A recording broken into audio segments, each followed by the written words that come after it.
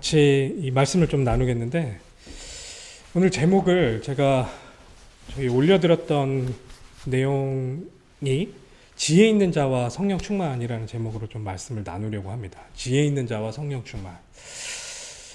우리 지난주 제가 이번 주 중에 저희 목사님 설교 하나를 다시 올렸었죠. 에베소서 전반부에 있었던 5장 전반부에 있었던 내용을 하셨던 설명하셨던 내용인데, 빛의 자녀들처럼 행하라. 빛의 자녀로서 우리가 하나님께서 만들어 주신 우리의 그 신분, 빛의 자녀라는 그 신분을 가지고 우리가 삶 가운데서 어떻게 살 수 있는지, 어떤 마음가짐으로 우리가 세상 가운데 서야 하는지에 대한 내용을 다시 한번 좀 들으셨을 거라 생각이 듭니다. 그 바로 뒤에 있는 내용이 오늘 본문 내용이라고 할 수 있겠습니다. 오늘은 제가 1, 2, 3번으로 말씀을 드릴 건데, 1번과 2번이 이 지혜가 무엇인지에 대해서, 지혜로운 자가 어떤 상태인지에 대해서 자세하게 설명하는 내용으로 좀 우리가 볼 수 있고요. 마지막 3번은 그 지혜로운 자가 그런 삶이 가능해질 수 있는 하나님께서 우리에게 선물로 주신 그 성령님, 그 성령님께서 우리 안에 충만해지는 그 사건이 어떤 것인지, 그 성령님께 사로잡히는 것이 무엇인지 마지막으로 좀 나누면서 오늘 말씀 좀 마무리해 볼까 합니다. 지금 시대가요, 지식이 굉장히 우상이 되어 있는 시대입니다. 전문가가 굉장히 각광받는 시대예요. 어떤 전문가가 이야기를 하는데요, 대학에 이런 과가 여러 개가 나온 게 한 200년이 채 안 된다고 합니다. 물론 이제 서양에서겠죠. 이렇게 세분화된 과가 만들어진 이유가 이 산업혁명 이후에 사람들이 돈이 되는 게 무엇일까 생각을 해보니, 이런 지식을 집중해서 하나의 그런 전문으로 뭔가를 파서 그것을 내가 갖고 있으면 그것이 돈이 된다. 약간 그런 생각을 가지고 이것이 영향을 이 대학이라는 것에 주었고, 그 대학에서 그렇게 하나하나 전문가 집단들을 만들어내는 그런 양성소로서 그렇게 변모했다라고 누군가가 설명을 하더라고요. 그렇게 지식이 굉장히 중요한 그런 시대 가운데 우리가 살고 있지만, 제가 이번에 코로나 사태를 맞이하면서 이 지식이 결국에는 지식에서 끝나면 우리가 서로 죽을 수밖에 없구나. 이 지식이 결국에는 지혜의 영역으로 넘어가야지만 우리가 다 같이 살 수 있구나 라는 생각을 굉장히 많이 합니다. 이게 무슨 말이냐면, 코로나 바이러스가 창궐한 이 현재 이 시대 가운데 우리 인간들이 생각보다 너무 가깝게 관계를 갖고 있다는 것을 발견하게 됐어요. 저 멀리 있었을 것 같은 어떤 한 지역에서 나타났던 이 현상이 지금은 전 세계, 지구 안에 있는 모든 인류 가운데 영향을 주는 그런 시대로 하루하루 이렇게 빠르게 변모하는 것들을 발견하게 됩니다. 우리가 너무나도 긴밀하게 연결되어 있구나 라는 것을 알게 됐어요. 그래서 우리가 그냥 갖고 있는 그 지식을 가지고 서로를 정죄하고 서로가 서로한테 잘못을 떠넘기는 그런 상황으로는 이걸 해결할 수 없구나. 우리가 다 같이 이 지식들을 모아서 함께 이것들을 헤쳐나갈 수 있는 그 지혜가 필요한 그런 시대가 됐구나. 각 나라가 갖고 있는 그런 백신이나 아니면 치료제에 대한 그런 모든 지식들이 산재되어 있어요. 그것들을 한데 모을 수 있는 지혜가 필요한 시대이구나 라는 것을 제가 느꼈다라는 거예요. 함께 모여서 함께 살아갈 것들을 같이 공유하고 같이 그것들에 대해서 고민할 수 있는 그런 지혜가 필요한 시대구나. 이것을 우리가 너무나도 놓치고 그냥 지식을 계속해서 쌓아가고 있는 그런 우리들의 모습에서 너무나도 우리가 바뀌어져 나가야 될 그런 모습들을 많이 발견하는 것 같아요.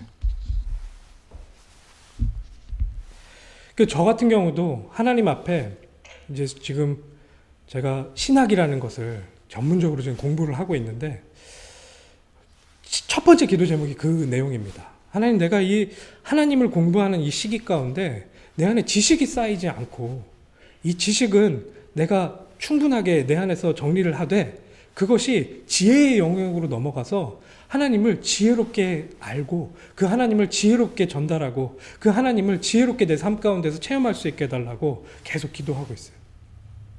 여러분들의 삶은 어떻습니까?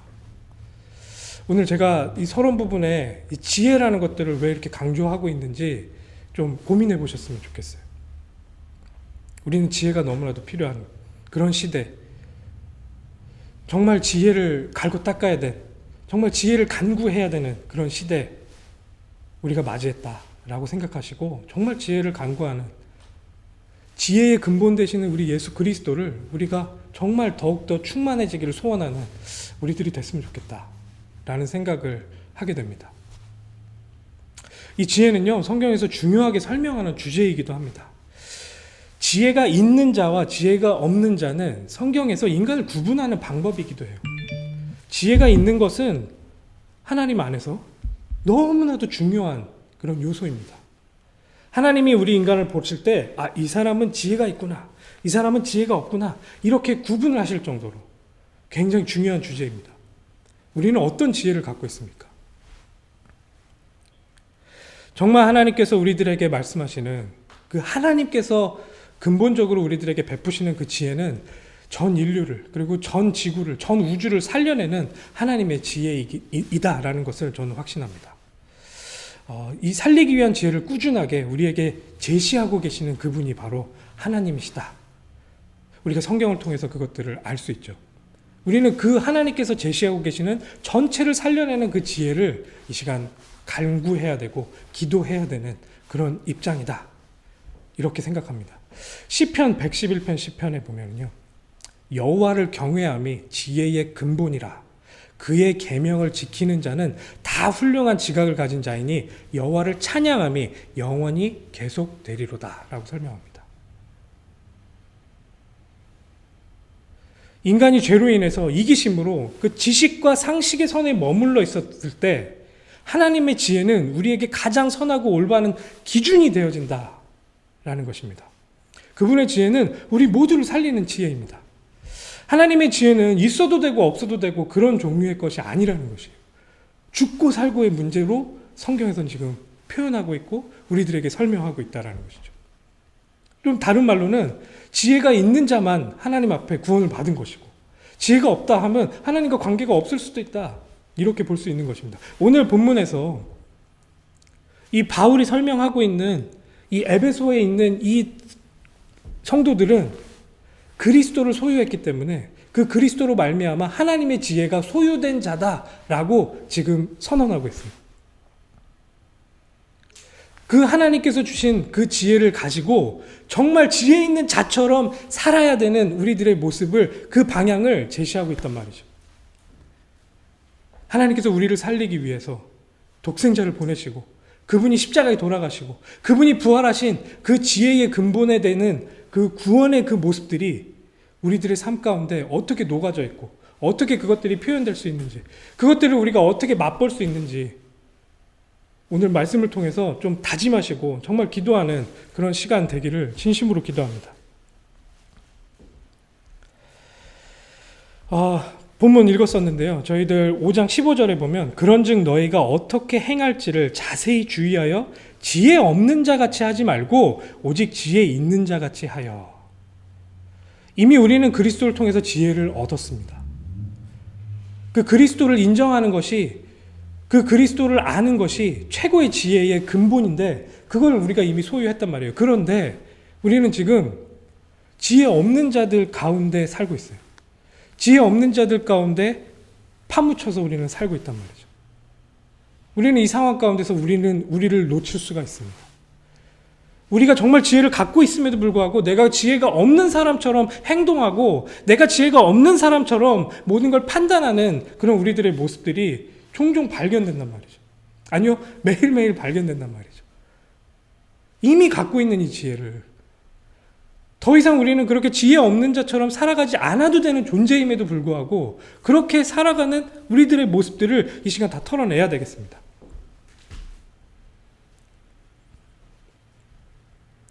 보시면 방금 읽었지만 행할지를, 그러니까 내가 어떻게 행할지를 자세히 주의하여, 우리 읽었었던 쉬운 성경 버전에서는 여러분은 자신의 생활을 늘 살피십시오 라고 이야기하고 있어요.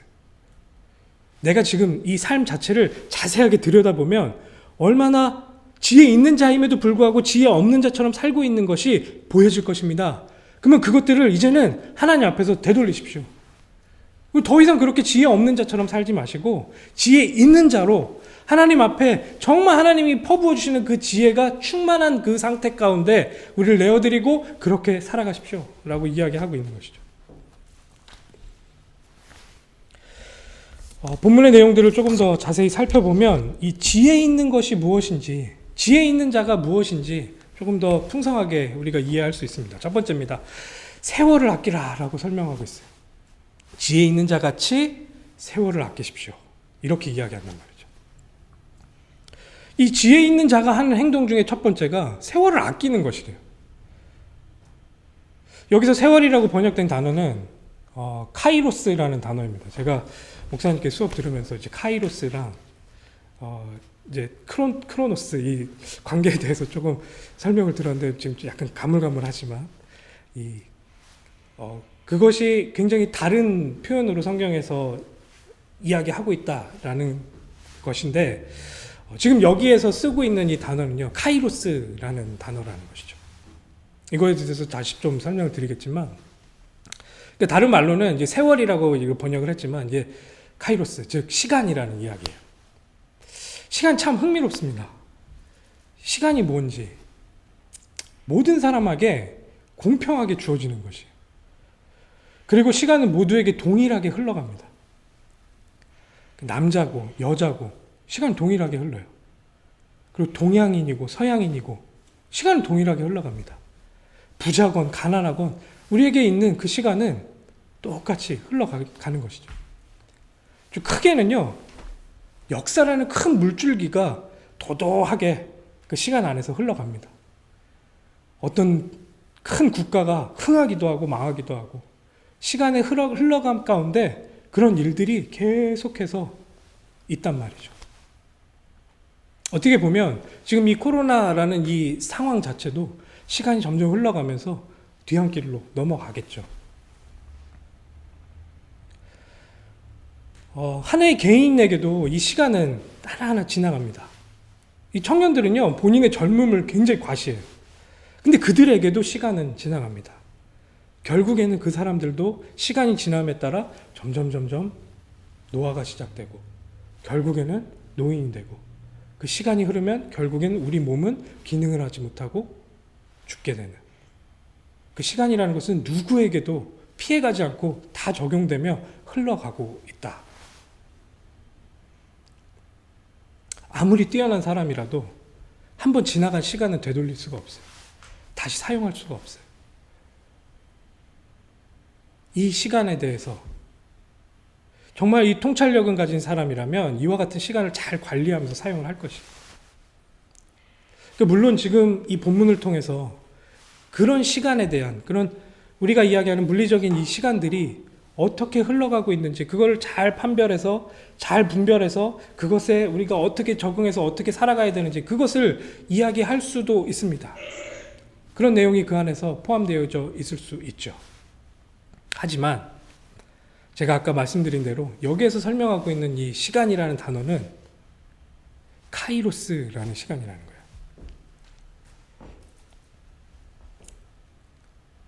우리가 이렇게 지금 제가 막 설명한 그 일반적인 시간이랑은 조금 다른 의미라는 것이죠. 카이로스라는 시간은 제가 좀 의역을 하는 건데요. 하나님의 영원이 담겨 있는 하나님께서 이 세상 가운데 정말 간섭하시고 들어오셔서 우리들에게 깨닫게 해주시는 그런 시간을 표현한다라고 저는 좀 느꼈어요. 그렇게 해석을 할 수 있다라고 생각이 듭니다. 이 시간이라는 것이 저희는 그냥 해가 지고 그러니까 지구가 한 바퀴 돌고 그러면 하루고 이 지구가 그 태양을 한 바퀴 돌면 그게 1년이고 하면서 그냥 물리적으로 지나가는 그 시간을 우리는 다 맞이하고 그렇게 살고 있는데 그 시간이라는 것을 그 안에 들어가 있지 않으셨었던 우리 하나님께서 그 밖에서 그 시간을 다 창조하시고 그 안에 시간 안에 있는 우리들을 만나러 오신 그 사건 하나님께서 직접 인간의 몸을 입고 자기를 제한하시고 우리 인간에게 찾아오신 그 사건.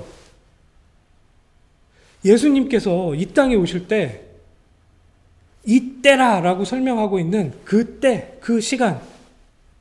성경은 그걸 좀 구분해서 설명하고 있는데 그 시간을 성경은 카이로스라고 설명하고 있다는 것이죠.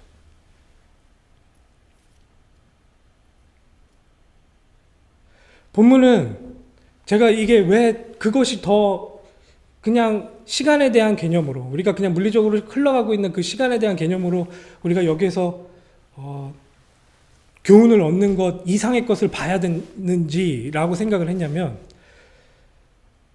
이 뒤에 나와지는 왜 우리가 세월을 아껴야 되는지에 대한 이유 때문에 그렇습니다. 그 동기 때문에 그렇습니다. 왜 그렇죠? 본문은 때가 악하기 때문에 세월을 아끼라 라고 설명하고 있다는 거예요. 때가 악하기 때문에. 물론 그냥 모든 세대가 악합니다. 이런 악한 세대 가운데 정말 우리가 세월을 아끼면서 그 악한 시류 가운데 우리가 흘러가지 않도록 우리가 정신을 차리고 정말 하나님을 위해서 하나님 앞에서 살아가는 그런 모습들도 필요합니다.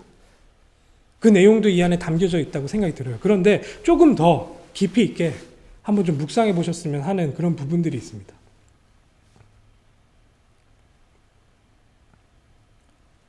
우리가 다른 본문들을 통해서 때가 악하다 라는 그런 표현들이 언제 설명되는지 알고 있어요. 다른 성경 본문에서 때가 악하다라는 것은 이제 종말에 대한 암시를 그 안에 포함하고 있다는 것이죠. 이제 마지막이 가까워 오고 있다. 마지막 때가 가까워 왔다라는 것을 때가 악하다라는 모습으로 우리들에게 설명하는 게 성경의 다른 본문들이에요. 그러면 지금 이곳에서 세월을 아껴야 하는데 지금 때가 악하기 때문에 우리가 세월을 아껴야 됩니다 라고 이야기하고 있다. 이걸 두 개를 같이 우리가 이해를 한다면 정말 이 마지막 때가 되어서야 정말 이 마지막 때가 가까이 오고 있고 하나님의 그 구원이 완전하게 이루어질 그 구원의 마지막이 우리들 앞에 눈앞에 다가오고 있는데 그것을 인식하고 우리가 이 세월을 정말 구해내고 아껴야 되겠다. 정말 하나님께서 우리 인류의 시간 가운데 자기가 피조물인 인간의 몸을 입고 이 땅에 오셔서 우리를 구원하시고 그 우리를 완전하게 하나님 나라로 우리가 들어갈 수 있도록 문을 여신 그 구원의 마지막 여정이 가까이 왔구나라는 것을 우리가 인식하면서 우리가 이 때를 정말로 기억하며 그때 안에서 이 세월을 아껴야 되겠다라는 것을 우리가 기억해야 된다는 것이죠.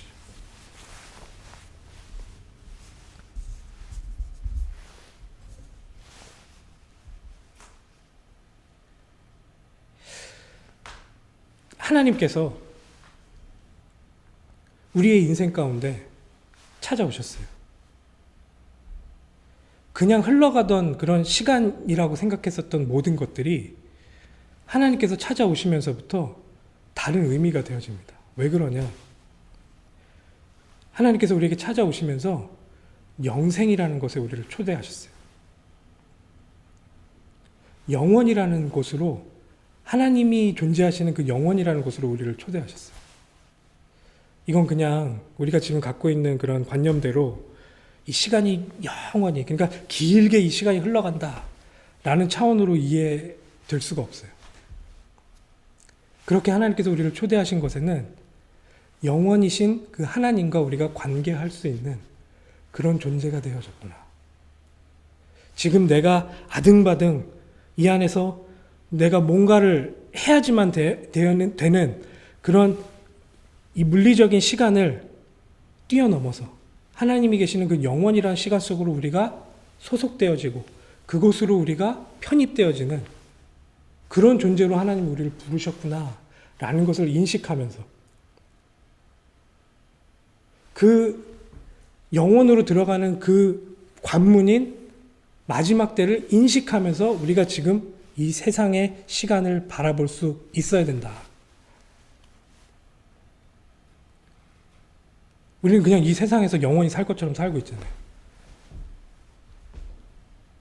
세워라, 내워라. 여기에서 모든 걸 다 그냥 할 것처럼 살고 있잖아요. 그런데 하나님께서는 더 완벽한 영원이라는 것을 우리에게 예비하시고 우리를 그곳으로 초청하셨어요. 우리는 그런 존재란 말이죠. 그 안에서 우리의 존재가 인식되어야 되고 우리가 그 안에서 우리를 바라볼 수 있어야 된다는 것이죠.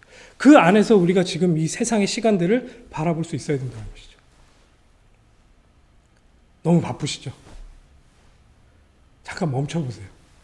지금 코로나 시대 좋잖아요. 멈출 수 있는 시간이잖아요. 멈춰보세요. 멈추셔야 돼요. 이렇게 멈추고 영원이라는 시간을 묵상하세요. 하나님께서 우리들에게 주신 그 영생이라는 것을 묵상하면서 이 세월 가운데 내가 지금 해야 될 것들에 집중하세요. 이 세상 사람들이 그냥 내가 먹고 살고 내가 명예를 추구하고 이 모든 것들에 이 시간을 그렇게 허비하고 있는 그런 모습들대로 우리가 휩쓸려 가지 말고 시간의 그 흐름 가운데 우리를 내어놓지 말고 하나님께서 우리에게 예비하신 그 영원이라는 것을 우리가 인식하면서 그걸 생각하면서 지금 내가 맞이하고 있는 이 시간을 다시 재해석하셔서 그것을 바라보시라는 거예요. 그렇게 세월을 아껴야 된다. 저는 이렇게 이해했어요. 이 본문을 통해서.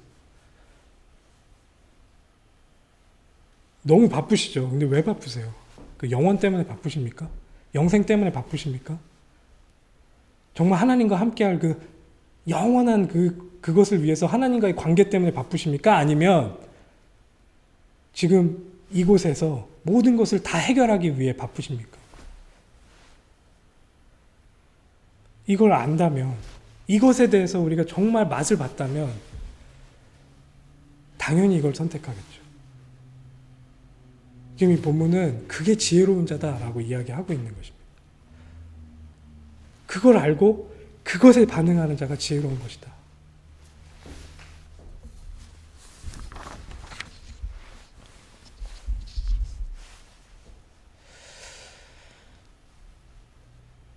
정말 그냥 흘러가는 시간에 지배돼서 살지 마시고 하나님의 영원하신 시간 안에서 정말 하나님의 구원을 누리는 시간으로 이것들을 우리가 아껴야 되겠습니다. 우리의 모든 삶의 의미는 그리스도를 믿는 신앙 안에서만 의미를 찾게 된다는 것이. 잠시 멈추고 그분께 집중하세요. 그분이 허락하신 그 영생에 집중해 보세요. 그렇다고 지금 이것들을 다 무시하자 이런 이야기가 아니에요. 그걸 보고 지금 이 상황을 봐야 이 상황을 제대로 볼 수가 있는 것입니다. 그래서 지금 우리가 이 상황 가운데 집중해야 될 것들을 정확하게 지혜롭게 하나님의 지혜 가운데 찾아낼 수 있다는 것이. 두 번째입니다. 주님이 원하는 것이 무엇이든지 배우도록 노력해야 됩니다. 이게 지혜로운 자예요. 본문에서는 그걸 모르고 그것에 관심이 없는 자들을 어리석은 자라고 설명하고 있어요. 어리석은 자. 그리스도의 지혜를 소원하는 것은 그분을 매 순간 인정하는 거예요. 이분이 누구신지 아는 거예요. 이분이 창조주시고 이분이 모든 것들을 다 알고 계시는 그 여호와 하나님이시구나라는 것을 언제나 인정하는 거예요. 주의 뜻을 원하는 것은 당연한 결과이자 가장 올바른 길이다라는 것을 우리 삶 가운데서 계속 선택하는 거예요. 모든 일을 시작하기 전에 그분께 물어야 됩니다. 그리고 배워야 돼요. 그러기 위해서 내 안의 것들을 비워내는 거예요. 이제 우리는 정말 어리석지 않았으면 좋겠어요. 저는 너무 어리석은 이런 나의 행동들을 이 본문을 읽으면서 얼마나 많이 회개했는지 몰라요. 그냥 모든 것들을 다 하나님께서 원하시는 것들을 뒷전하고 내가 갖고 있는 지식과 지혜로 모든 것들을 이미 다 판단했어요. 그래놓고 하나님께 떼쓰고 땡깡 피고 그런 어리석은 짓을 이 시간 멈춥시다. 정말 하나님께 집중하고 하나님께서 우리들에게 알게 하시는 그것을 정말 배우려고 노력하고 그 그리스도 안에서 그것이 우리 안에 충만해지는 그것이 가장 우선순위가 돼서 가장 먼저 그것을 묻는 그런 우리가 되기를 진심으로 기도합니다. 제 간증인데 저는 제 삶에 굉장히 큰 터닝 포인트가 몇 군데 있었겠죠. 그 중에 이제 가장 큰 터닝 포인트가 결혼이었어요. 저는 제 와이프와 결혼하게 된 그 사건이 저한테는 어마어마한 터닝 포인트였습니다. 근데 그 사건이 있을 때 정말 하나님 앞에 많이 기도했던 것 같아요. 왜냐하면 제 감정은 하루에도 수십 번 왔다 갔다 하거든요. 그래서 제 감정에, 제 마음을 따라서 이걸 선택할 수가 없는 상태였어요. 그래서 다행히도 하나님의 은혜로 하나님께 계속 기도했어요. 하나님, 나에게 그 방향을 달라고. 근데 하나님께서 말씀으로 저한테 방향을 주시는 거예요. 그 말씀이 내 안에 딱 들어차면서 가장 먼저 나한테 회복된 게 평안이었어요. 하나님께서 이것을 허락하셨고 하나님께서 어떻게 인도해 가실지를 말씀을 통해서 내 안에 딱 이해되어지는 순간 그때부터 내 안에 평안이 들어차기 시작했어요. 지금 보고 계시잖아요. 제 결혼 생활이 얼마나 응답인지. 저만 그렇게 생각하나요? 저는 진짜 어마어마한 하나님의 응답을 결혼 생활을 통해서 지금 맛보고 있습니다. 여러분들의 삶 가운데서 정말 하나님께서 주시는 그 지혜, 그 하나님께서 알게 하시고자 하는 그 내용을 배우려고 노력하는, 주님이 원하시는 그것에 내가 가장 그 감각이 딱 솟구쳐서 거기에 내 모든 것들을, 내 감각을 다 집중하는 그런 우리가 되기를 진심으로 기도합니다. 마지막 세 번째입니다. 이 모든 이 지혜로운 자가 되기 위해서 하나님께서 우리에게 허락하신 것이 있어요. 그것이 무엇이냐? 성령 충만. 성령님께서는 우리가 막 기도하면 안에 계시고 기도 안 하면 밖에 나가시고 그런 분이 아니세요. 우리가 정말 예수님을 정말 우리의 구주로 영접하는 그 순간에 성령님은 우리 안에 들어오십니다. 바울은 이렇게도 설명합니다. 성령으로 인침받았다라고까지 설명을 합니다. 그 성령님께서 우리 안에 계세요. 근데 우리가 그 성령님께 우리의 삶의 주도권을 내어드리냐 못 내어드리냐, 이거는 우리가 노력해야 될 영역이에요. 성령의 충만함이란 무엇이냐? 우리의 삶의 주도권을 그분께 내어드리는 거예요. 여기서 좀 이해가 쉽게 바울이 하나의 그림을 설명합니다. 우리가 앞에서도 지혜를 설명할 때 어리석은 자, 지혜 있는 자, 어리석은 자, 그리고 그 하나님, 주님이 원하시는 것을 배우려고 노력하는 자, 그리고 지혜가 있는 자, 지혜가 없는 자, 이거 둘을 이렇게 설명하면서 우리들에게 이 내용들을 설명했는데, 성령 충만을 설명하면서는 무엇을 예를 들었냐면 술 취하는 것을 예로 들어서 설명하고 있는 거예요. 술에 취한 것과 성령의 충만. 그러니까 술에 취하는 것 하지 말고 성령의 충만함을 받아라. 그러니까 지금 여기에서 우리가 계속 읽어가면서 이거를 그냥 그렇지, 술 먹으면 안 되지, 바들바들 떨면서 술 먹지 말자, 우리 술을 안 먹는 게 하나님 원하시는 거다, 물론 그런 결과를 낼 수도 있겠지만 그것보다 더 깊이 있게 오늘 이 순간에 좀 생각해 보셨으면 좋겠는 게 좀 비슷한 내용이 있나 봐요. 술에 취한 것과 성령에 취한 것. 그걸 어디를 보면서 유추해 볼 수 있냐면 사도행전 2장에서 나타납니다. 사람들이 성령이 충만하니까 그것을 본 옆에 있는 몇 명의 소수 사람들이 저거 술 취한 거 아니야? 이렇게 이야기하는 장면 기억나시죠? 성령이 취해도 술 취한 것처럼 막 노래를 부르고요. 너무 기쁨이 넘쳐나서 막 노래를 부르고요. 혼자 말을 막 중얼중얼 하고요. 정말 하나님 앞에서 막 춤을 추고 하나님을 기뻐하고 찬양하고, 정말 성령이 내 삶을 완전히 이렇게 탁 날 인도해 가시고 나를 지배하기 시작하셨을 때, 그때 와지는 그 정말 아늑함과 그 하나님께서 주시는 참 평안함이 얼마나 큰 것인지 사도행전 2장의 그 모습들이 마치 술에 취한 사람처럼 그렇게 보였다라고 설명하고 있죠. 하지만 그 내용은 완전히 다릅니다. 겉모양은 비슷할 수 있지만 그 내용은 완전히 다릅니다. 술에 취하는 것은 왜 술에 취하게 되냐? 술에 취하면 그런 행동들을 하잖아요. 왜 그렇게 하냐면 이 술 안에는 알코올이라는 성분이 있죠. 우리 이제 과학 선생님이 여기 계시는데, 알코올이라는 성분. 근데 이제 그 에탄올이라는 그것이 우리가 이렇게 마시기 시작하면 가장 먼저 우리 뇌 가운데 영향을 줍니다. 뇌 가운데 영향을 주는데, 제가 어제 이거 공부를 되게 많이 했어요. 근데 짧게 설명을 할게요. 그 중에 가바 수용체라는 것에 굉장히 빠르게 영향을 줘요. 근데 이 가바 수용체는 뭐냐면, 제가 이거 보면서 너무 신기했어요. 이 가바 수용체는 어떻게 보면 우리 뇌가 막 흥분할 때 그 흥분을 가라앉히는 그런 역할을 하는 수용체예요. 이게 무슨 말이냐? 막 엔돌핀이나 뭐 그런 것들이 막 올라가서 우리 뇌가 막 움직일 때 그걸 워워워 이렇게 안정시키는 것, 그걸 억제시키는 것이 이 가바 수용체예요. 근데 이 에탄올이 그 가바 수용체에 탁 작용을 하면 가바 수용체가 훨씬 더 민감해져서 억제를 훨씬 더 많이 하게 됩니다. 술을 먹는 거는 억제를 하는 그런 역할을 가져온다고 해요. 근데 여기서 정말 신기했던 게 뭐냐면 무엇이 가장 먼저 억제가 되느냐? 내가 여태까지 절제하고 있었던 그 절제력을 억제시킵니다. 무슨 말인지 아시겠어요? 예를 들면 우리가 예전에는 사람들 많은 데서 혼자서 막 노래 부르고 하는 것을 절제하잖아요, 저희들이.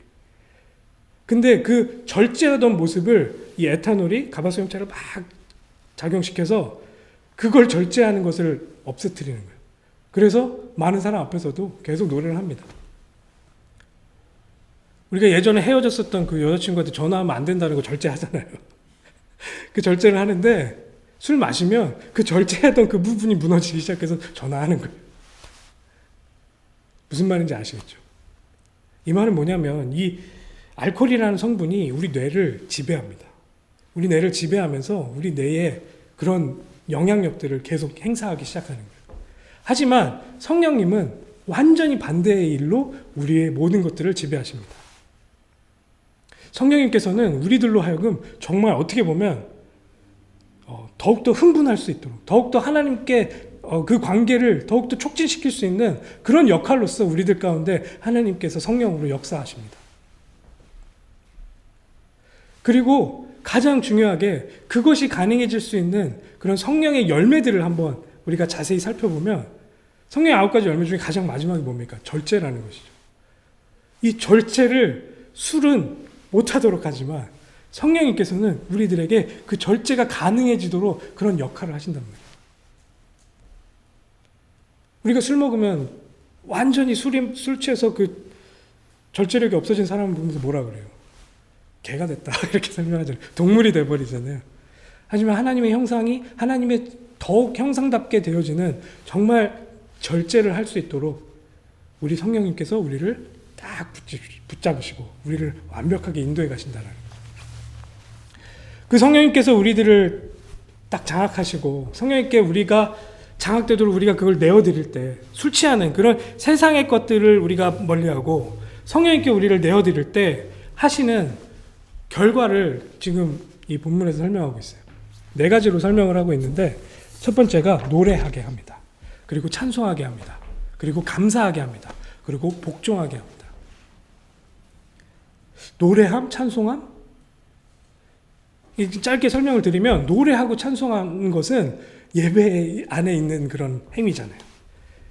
우리가 다 같이 모여서 이 성령님께 우리에게 모든 주권을 내어드릴 때 하나님께서 정말 우리 안에서 참 노래가, 참 찬송이 시작될 수 있도록, 그래서 우리가 이 공동체가 모여서 함께 하나님 앞에 진정으로 예배하고 찬양할 수 있도록 우리를 인도하신다. 그게 성령님께 우리가 완전히 충만함을 받은 상태다라고 지금 이야기하고 있어요. 그리고 정말 감사함이 샘솟게 우리들을 인도해 나가십니다. 이 하나님께서 우리와 함께 하시는구나. 이 전에 있었던 그 모든 사건들이 내가 그리스도를 알고 난 후부터는 이렇게 바뀌었구나 하면서 그분을 찬양하고 그분을 노래할 수밖에 없는 우리들의 상태로 만들어 가신단 말이죠. 근데 이게 그 개인을 그렇게도 변화시킬 수 있다라고 생각이 들지만 이 부사들이 사용되어지는 그런 용법들을 보면 이게 공동체가 그렇게 되어진다라는 식으로 설명을 하고 있단 말이죠. 그럼 이 교회 공동체가 다 함께 성령의 충만함을 받을 때 어떤 모습으로 하나님 앞에 예배하게 될지, 그렇게 어떻게 우리가 하나가 될 수 있을지, 이것을 기대하면서 성령님께 우리를 내어드리고 그 맛을 다 같이 체험할 수 있는 그 안으로 들어가는 것이 정말 하나님께서 보시기에 지혜로운 자다. 그게 정말 하나님께서 원하시고 하나님 우리들에게 하시고 싶은 그런 일이구나. 그리고 서로 복종하게 합니다. 서로 복종하게 해요. 이 이후부터 이제 아내와 남편 간의 복종 관계, 자녀와 부모 간의 복종 관계, 이걸 하나하나 더 깊이 있게 이제 설명을 해 내려갑니다. 자, 마무리하겠습니다. 너무 좀 길어졌는데, 하나님께서는 정말 우리가 지혜롭기를 원하십니다. 아니, 이미 우리를 지혜로운 자로 만드셨어요. 근데 우리가 그걸 계속 잊는, 그걸 잊고 계속 세상 사람들처럼 지혜 없는 사람처럼 행동하고 있어요. 정말 하나님께서 주신 그 지혜에 우리를 내어드리는 그 모습이 바로 성령의 충만한 모습이구나. 오늘 이 말씀을 그냥 여기서 끝내지 마시고요. 정말 기도하는 마음으로 하나님 앞에서 다시 한 번 한 번 차근차근 읽어보셨으면 좋겠어요. 그래서 정말 하나님 앞에 기도가 되어졌으면 좋겠습니다. 하나님, 정말 하나님께서 나에게 이런 능력 주시고 이렇게 날 인도해 달라고, 정말 이런 응답을 내 삶 가운데서 받게 해달라고, 같이 그렇게 응답받는 우리 한마음가족교회 공동체가 되기를 진심으로 기도합니다. 기도하겠습니다.